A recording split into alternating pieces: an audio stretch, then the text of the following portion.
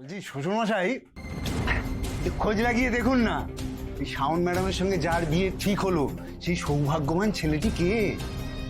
ওই যে বললে সৌভাগ্যবান, এটুকুই আমাদের জানার পক্ষে যথেষ্ট, বুঝেছ?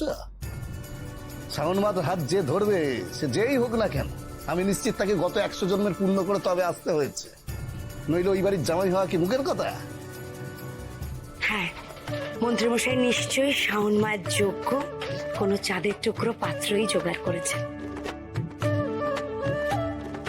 ঠিক বলেছো, মেয়েটা যেন খুব ভালো থাকে।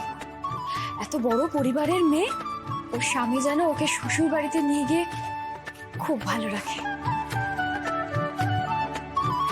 কিন্তু শাওন আমার এত ভালো বন্ধু, কই আমাকে তো বিয়ের কথা বললো না। হ্যাঁ না, মনে হয় এত তাড়াহুড়োর মধ্যে বিয়েটা ঠিক হয়েছে তো আর সময় পাইনি।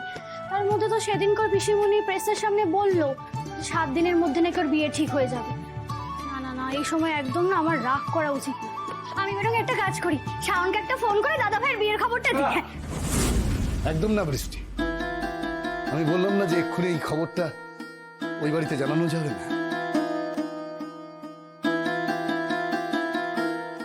তুমি শুভ এত বছর ধরে মন্ত্রীমশাইয়ের বাড়ি কাজ করলে, তুমি সারাটা জীবন ওদের সেবা করে গেলে।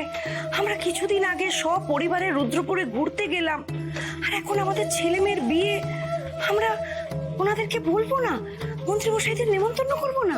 নিমন্ত্রণ তো করা উচিত রীতা, কিন্তু মন্ত্রী মশাই যদি জানতে পারেন যে এই বাড়িতে বিয়ে হচ্ছে, তাহলে শুভ ওই বাড়িতে শাওন মায়ের বিয়ের কাজ করবে কি করে?